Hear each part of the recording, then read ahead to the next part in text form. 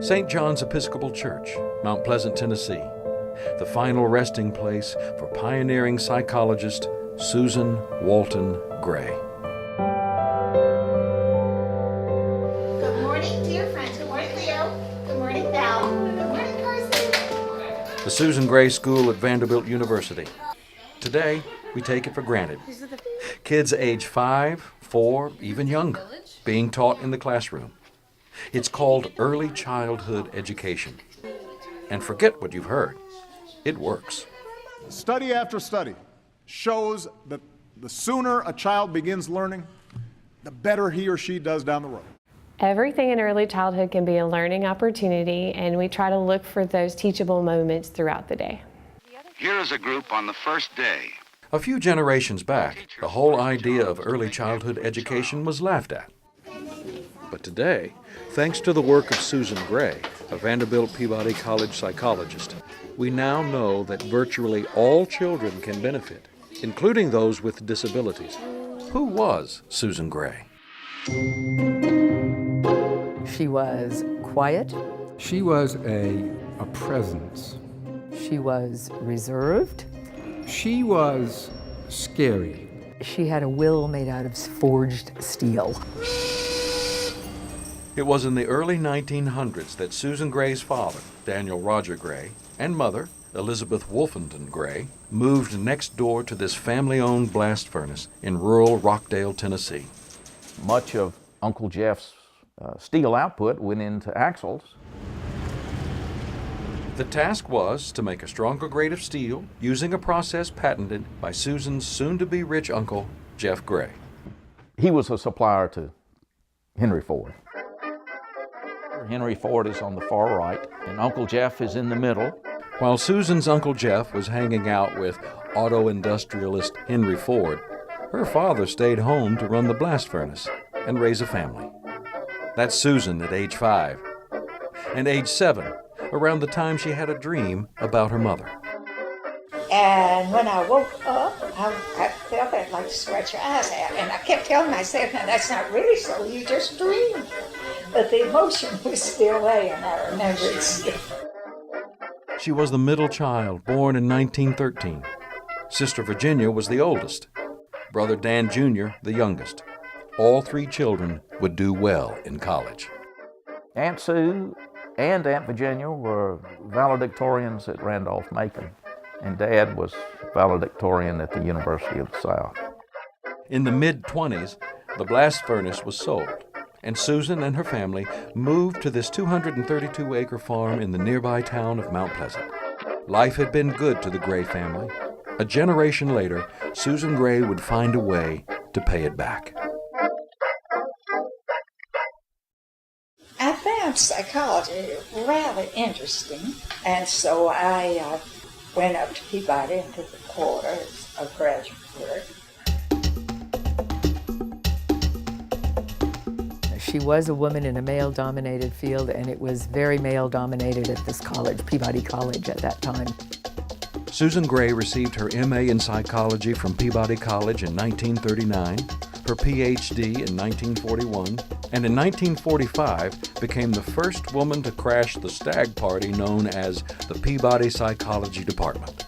All of these accomplishments were just a prologue. Right. Is that what your picture is about?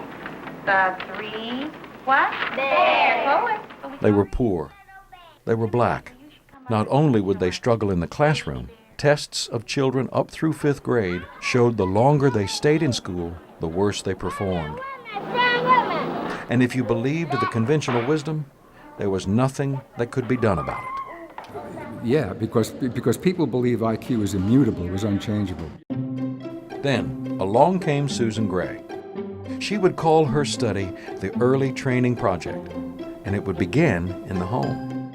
She was among the very first, who discovered fundamentally that young disadvantaged children were not doing as well in school, in part because they were not receiving experiences at home that schools assumed all children entering school would have. Susan Gray and her team ventured into the poorest of neighborhoods, reaching kids long before they enrolled in kindergarten. The genius of Susan Gray was not to jump into 5th grade to work on the problem, but to go and work with 3-year-olds. It was gutsy, too. At the time, nobody was sure 3-year-olds could be taught anything that would last. Susan Gray set out to prove you could educate children the so-called experts said could not learn, using methods the so-called experts said did not work. Not to worry. The design of the study was held up as a model research design for studies of its kind, and it found that if children in school settings got those experiences that they were missing at home, they would do much better in school, and that initial experience would set them off in a good direction. Well, now look at it. Really look at it and feel it. The early education model soon spread as researchers discovered that children with intellectual and developmental disabilities could also learn. It was none too soon. It was not unusual for pediatricians to advise parents of newborn children with developmental disabilities to institutionalize them immediately before you have time to become attached. A sympathetic teacher can work miracles with a withdrawn child. Soon attitudes began to change as most realized We should not throw children away simply because they are different. They have potential that the rest of us need. Mr. Shriver, ladies and gentlemen, distinguished guests. Meanwhile, in Washington, Lyndon Johnson launched the War on Poverty. We set out to make certain that poverty's children would not be forevermore poverty's captives. We called our program Project Head Start. The man in charge of Head Start, Sergeant Shriver, was no stranger to Peabody College. And during one visit, Sergeant Shriver saw the early training project. He always mentioned the work of Susan Gray as being the stimulus for Project Head Start. Go Jim, the jungle Jim, the jungle Jim. That's right. The research done by Susan Gray from Vanderbilt's Peabody College in Nashville, Tennessee, was the inspiration for Head Start. Essentially, Sue's work was Head Start. It created Head Start before Head Start was, I think, even envisioned. Preschool classes are not new, but they are new for the children of poverty. In 1965, its first year, 500,000 children enrolled in Head Start. Today, there are over 1 million kids in the program. But Susan Gray's legacy doesn't end there.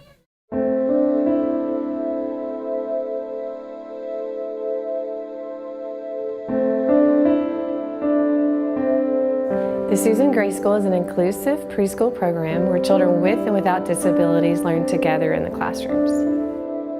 The Susan Gray School at Vanderbilt University. Everything going on here can be traced back to Susan Gray and the early training project, teaching of kids once thought too young to learn, and in the ongoing research projects conducted on site. Initiation. It's all part of Susan Gray's legacy, a legacy of hope. So that's what drew me to this field, is just a way to try and help them adjust despite their differences. And if Susan Gray were to materialize in this room today, I'd say to her, thank you for all the work and support you put into creating the Susan Gray School. We know that you overcame many obstacles and barriers along the way, and we hope that we have made you proud and carried out your legacy at Susan Gray School.